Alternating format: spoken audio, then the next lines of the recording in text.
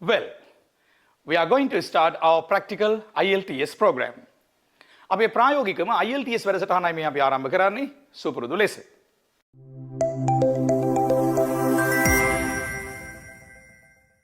ඉතින් අද අපි ඔබ සමග කතා කරන්න බලාපොරොත්තු වෙනවා වාක්‍ය රටාවක් පිළිබඳව ක්‍රියාපදයක භාවිතය පිළිබඳව seem කියන ක්‍රියාපදය. පුතේ මුලින්ම ඔබ ඉගෙන ගන්න ඕනේ IELTS පන්තියේ ශිෂ්‍යයෙක් හැටියට ටික උසස් දැනුම අපේක්ෂා කරන කෙනෙක් හැටියට seem කියන්නේ ක්‍රියාපදයක් කියලා. ඒතර ක්‍රියාපදයකට කරන හැම දෙයක්ම මේකට කරන්න පුළුවන්. ඒක තමයි වැදගත් දේ. ඉගෙනගෙන තියෙනවද මේ එහෙම මේ පාඩම? එතකොට සරල වර්තමානයේදී ක්‍රියාපදයක් අකට s අකුරක් දානවා. සරල වර්තමානය කියලා ටෙන්ස් එකක් තියෙන simple present tense. ක්‍රියාපදයට s අකුර දානවා වාක්‍ය ආරම්භයේ ඒක වචන නම්. එතන මේකෙත් ඒ ක්‍රියාපදයට s අකුර එනවා. එතන ක්‍රියාපදයක් අතීත කාලයට හරවද්දී අපි වැඩිපුරම මොකද කරන්නේ? ක්‍රියාපදයට ed දානවා. එතන මේකත් අතීතයට හරවන්න ed දානවා. seemed.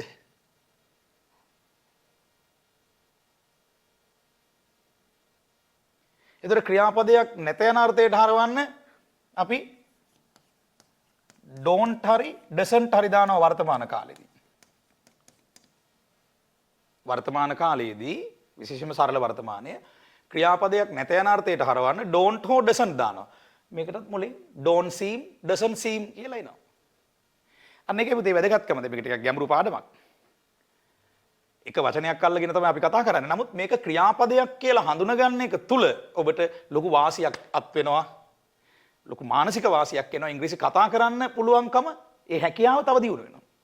පටලවන්නේ නැහැ ඔබ. ඒක ඔබ දන්නවා seem ක්‍රියාපදයක් කියලා. එතකොට මේක ප්‍රධාන ක්‍රියාපදයක් වෙනවා. ඒ කියන්නේ ක්‍රියාපදයට ed එකතු කරලා අතීතයට හරවන්නත් පුළුවන්. දැන් බලමු වාක්‍ය නිර්මාණය කරනකොට මොකද වෙන්නේ? දැන් අපි කියනවා ඔහුට බඩගිනි වගේ පේන්නේ. දැන් seem කියන්නේ මේ seem කියන ක්‍රියාපදයේ තේරුම වගේ පේනවා කියන එක. මේ ක්‍රියාපදයේ තේරුම මේක. එතකොට වාක්‍ය ආරම්භ කරන්නේ ක්‍රියාව කරන කෙනාගෙන්. he ඊළඟට seem කියන ක්‍රියාපදයකට s අකුරක් දානවා. seems.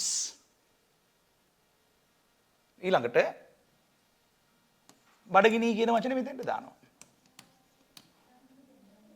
he seems hungry. he seems hungry කියන්නේ ඔහුට බඩගිනි වගේ පේන්නේ. he seems hungry. මේක හැබැයි තව විදිහකට අපි කියනවා ඔහුට බඩගිනි වගේ පේන්නේ කියන එක he seems to be hungry. එහෙමත් කියන්න පුළුවන්. ඒතර මෙතන to be කියන්නේ ආධාරක කොටසක්. තේරුමක් ඉන්නේ නැහැ. seem රටාවේදී seem to be කියලාත් භාවිතා කරන එක විශේෂත්වයක්. he seems hungry කියන එකත් හරි. හැබැයි seems කියන්නේ මේ seem කියන ක්‍රියාපදයේ s අකුර එකතු වෙන අවස්ථාව. ඒක simple present tense grammar rule එක. ඒ කියන්නේ උක්ත ඒක වචන නම් ක්‍රියාපදයේ s අකුරක් එනවා වර්තමාන කාලේදී ක්‍රියාපදය අගට. he seems to be hungry කියන්නත් පුළුවන්. ඇය අමුතුයි වගේ පේන්නේ. නිකන් අමුතු විකාර රූපී ස්වරූපයක් පේනවා. හැසිරෙන විදිය හරි අමුතුයි විකාරයි. පිස්සු වගේ නිකන්. ඇය අමුතුයි වගේ පේන්නේ. ඒතර ක්‍රම දෙකකට මේක කියන්න පුළුවන්. ඇය කියලා පටන් ගන්නවා. දැන් ඇය ඒක වචන නිසා ක්‍රියාපදයකට s අකුරක් එනවා. ඊළඟට to be කියන කොටස එනවා. ඊළඟට අමුතුයි කියන්න අපි යොදන වචනය weird. නිකම් විකාර රූපී අමුතු විදියට හැසිරෙනවා. weird. ගස්ලබුත් එක ලුණු මිරිස් කෑවොත් ඒක weird. කෙහෙල් ගෙඩි මිරිස් මාළු හොදිත් එක කෑවොත් ඒක weird.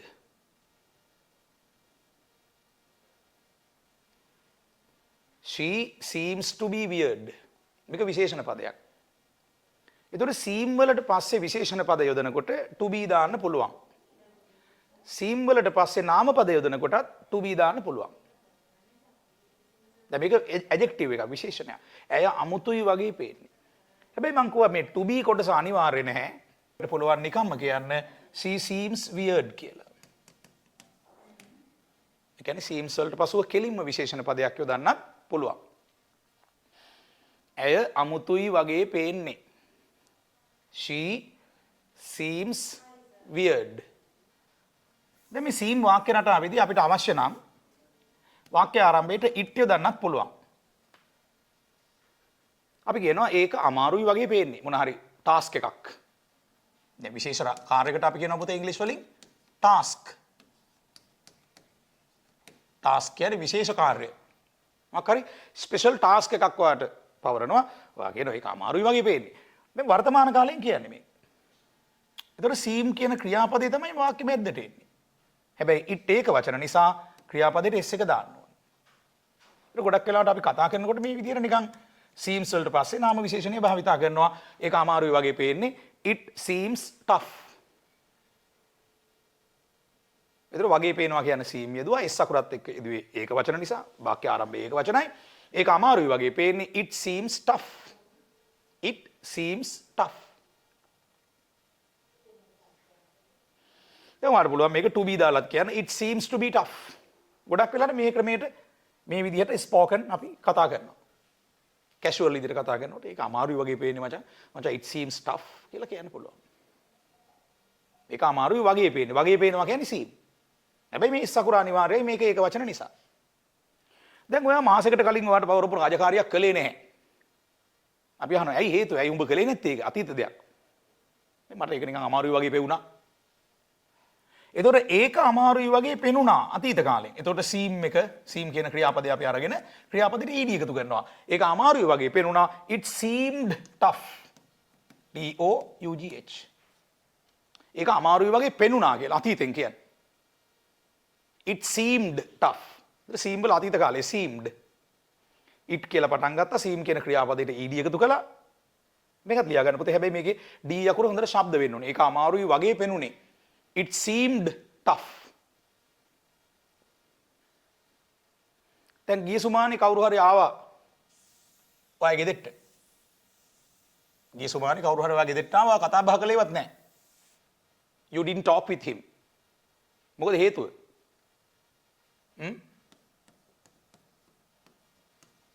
ඔහුව පෙනුනේ. He seemed. හරි නිකන් විකාර විදියට පෙවුනේ මට. අමුතු පොරක්. ආශ්‍රය කරන්න සුදුසු පොරක් කියලා පෙවුන්නේ නැහැ නිකන්. කෙහෙල් ගෙඩිත් එක ලුණු මිරිස් කන පොරක් වගේ එකයි. නිකන් එහෙ බලනවා මෙහෙ බලනවා මගේ මූණ දිහාම කන්නවා වගේ බලකට මගේ බඩ බුරිය දිහා බලන් හිටියා මෙහෙම. මෙහෙම බැලුවේ. weird නේ. මම කතා කරනවත් ගියේ නැහැ. මනමාලි බලන්න ආවේ. මේ කෙල්ල කතා කරේ නැහැ. මොකද හේතුව? He seemed weird. W E I R D. ඔහු නිකන් හරිම විකාර රූපී හරිම අමුතුයි වගේ පෙවුනේ. කියලා අතීතෙන් කියන්නේ. දැන් මේක කියන්නේ වගේ පෙනුණා කියලා. අතීත කාලේ. He seemed weird. ඒතර වාක්‍ය ආරම්භයේට පුද්ගලයෙක් යොදන්න පුළුවන්. වාක්‍ය ආරම්භයේට it කියන වචනය හෝ වෙනත් අප්‍රාණවාචී පද යොදන්නත් පුළුවන්. බොහෝ විට it එක දානවා. අපි දැන් අපි it එකෙන් හදන වාක්‍ය ටිකක් ආයෙ හදමුනේ. හරි. ඔයගලන්ට ඕනේ මේක ප්‍රැක්ටිස් කරන්න. right. අපි කියනවා ඒක හොඳයි වගේ පේන්නේ. වර්තමාන කාලේ හොඳයි වගේ පේන්නේ. වර්තමානයේ නම් ඒක හොඳයි වගේ පේන්නේ. It seems good. හැබැයි it එක ඒක වචන නිසා seem එකගේ s අකුරක් තියෙනවා. ඒක හොඳයි වගේ. අර පේන්නේ ගෑලා නිතරම දාන්න ඕනේ නැහැ. නිකන් අපි කියනවා ඒක හොඳයි වගේ. It seems good.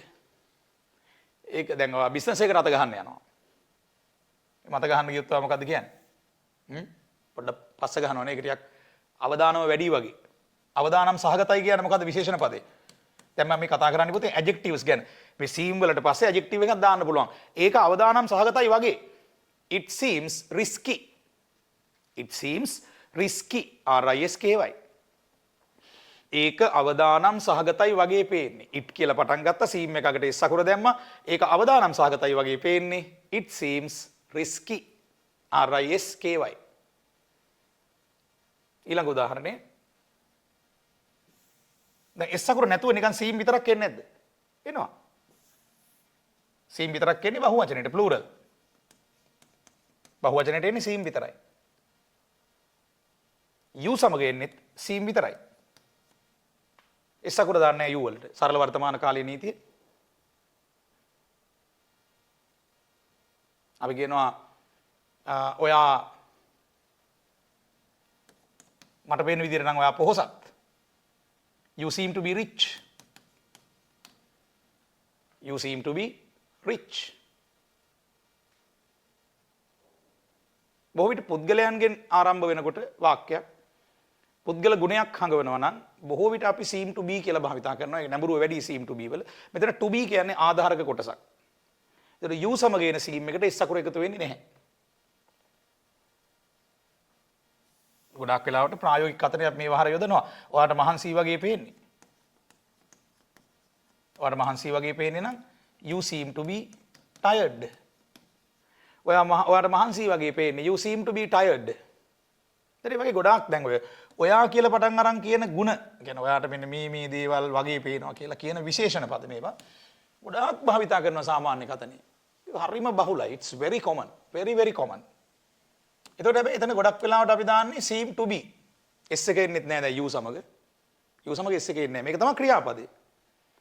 එතකොට අපි කියනවා ඔයාට නිදිමතයි වගේ පේන්නේ.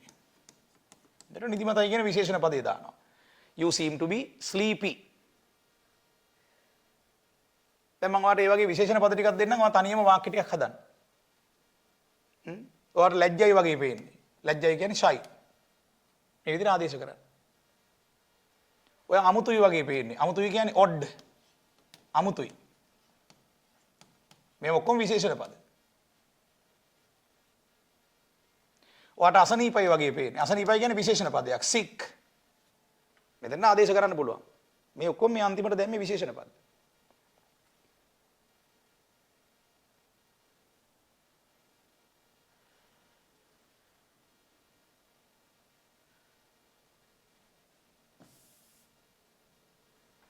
රවාට තිබහයි වගේ පේන්නේ. thirsty විශේෂණ පදයක්. ඔයා කාර්ය බහුලයි වගේ පේන්නේ. busy. You seem to be busy.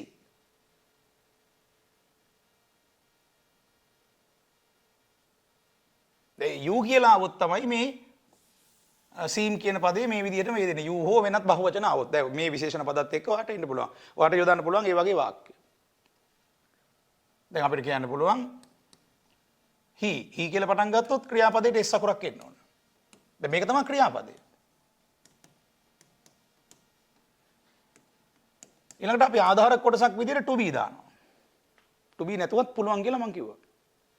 දැන් ඔයා දන්නවද late කියන්නේ විශේෂණ පදයක් කියලා? පරක්කුයි.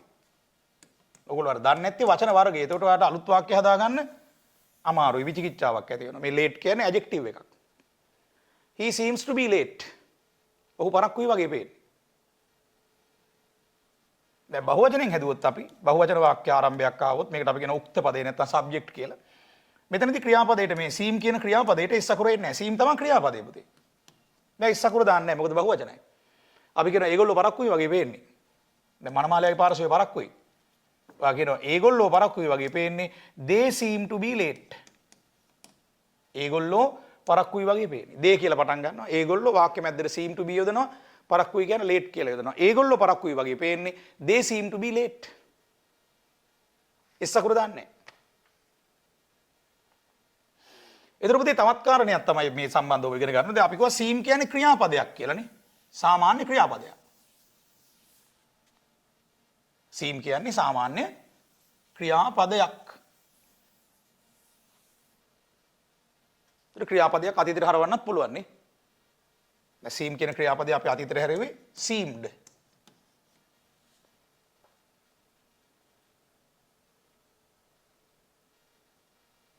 ඔහු ඒ වෙලාවේ මට පෙවුනේ ගොඩාක් මහන්සි වෙලා වගේ. මහන්සි පෙනුමක් තිබුණේ. ඒතර he seemed tired. මේ කියන්නේ මම ඒ ඔහුව දකින අවස්ථාවේ පෙරේදා හරි පළමුදා හරි ගියසුමානේ හරි දවසක මම එයාව දැක්කා. එයා ගොඩක් මහන්සි පාට තිබුණා එයාගේ. he seemed tired. he seemed tired. ඒතර ed එනවා seem එකට.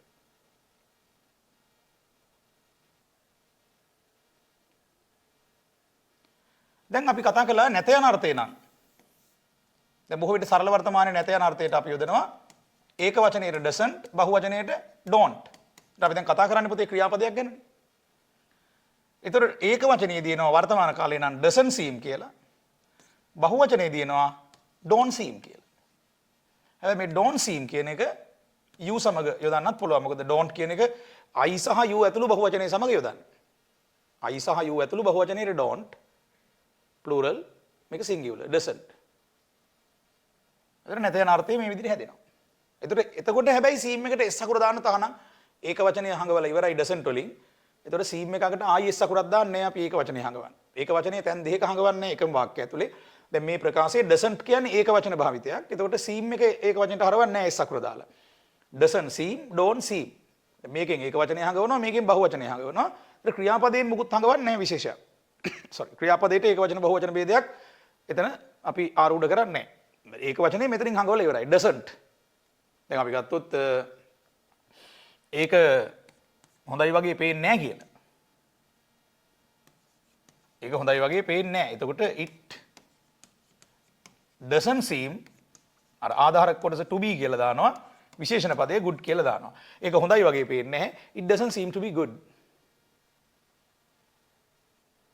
it seem එක මුලට doesn't දැම්ම මේ ඒක වචනයිනේ. it doesn't seem ඊළඟට ආධාරක කොටස to be good. සාමාන්‍ය විශේෂණ පදවලට මුලින් to be දානවා ආධාරක වශයෙන්. බොහෝ වාක්‍ය රටාවල. It doesn't seem to be good. ඒක හොඳ වගක් පේන්නේ නැහැ. ඒක හොඳ වගක් පේන්නේ නැහැ. ඒක හොඳයි කියලා පේන්නේ නැහැ. අතහැරලා දාමක් කරන්න යන්න එපා මේ වැඩේ. දැන් බහුවචනයේ සමගත් I සහ you සමගත් don't භාවිතා වෙනවා. don't seem. දැන් අපි you කියලා පටන් ගන්න වාක්‍යයක් ගත්තොත්. you don't. ඊළඟට seem කියන කොටස එනවා. You don't seem to be.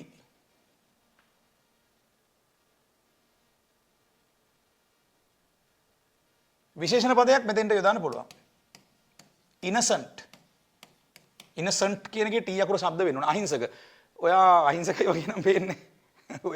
ඔයා අහිංසකයි වගේ පේන්නේ නැහැ. You don't seem to be innocent. You don't seem to be innocent. එතකොට ඔයා ඒ වගේ පේන්නේ නැහැ. don't seem. don't seem නෙමෙයි. don't seem. දැන් ඒකම අපි කිව්වොත් එහෙම ඇය අහිංසකයි වගේ පේන්නේ නැහැ. she doesn't seem to be innocent. ඇය අහිංසකයි වගේ පේන්නේ. ඒතර ඇය කියලා ආරම්භ වෙනවා. ඊළඟට doesn't seem. ඒතර ආධාරක කොටස to be කියලා දානවා. ඇය අහිංසකයි වගේ පේන්නේ නැහැ. She doesn't seem to be innocent.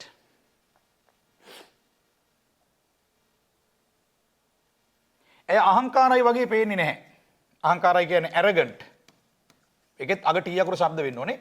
arrogant අහංකාරය තමයි වැඩිපුර arrogant යන්නේ. පොඩ්ඩ නැත්තම් කොල්ලේ බලපුවම arrogant යනවා ගහ ගන්නට යනවා. arrogant අහංකාර. arrogant t අකුර ශබ්ද වෙනවා. ඇය අහංකාර නෑ වගේ පේන්නේ. She doesn't seem to be arrogant. ඉතින් අපි කලින් දාපු විශේෂණ පදත් එක්කත් මේක මේ විදිහටම යොදන්න පුළුවන්.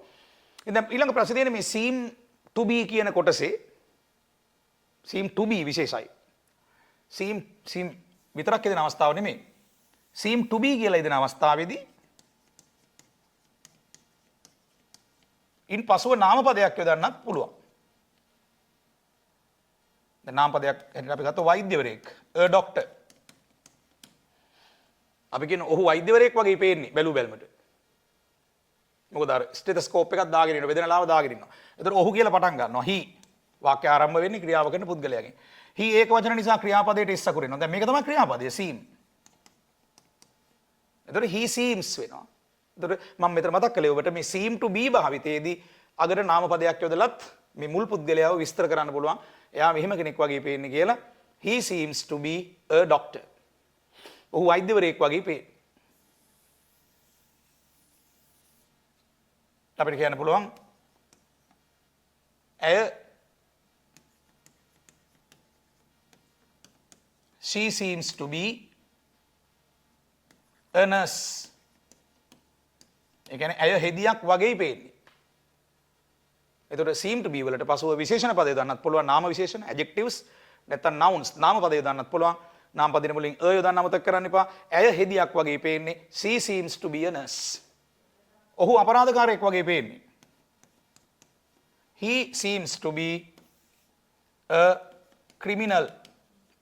අපරාධකාරයා කියන්නේ පොතේ criminal. අපරාධකාරයෙක් a criminal.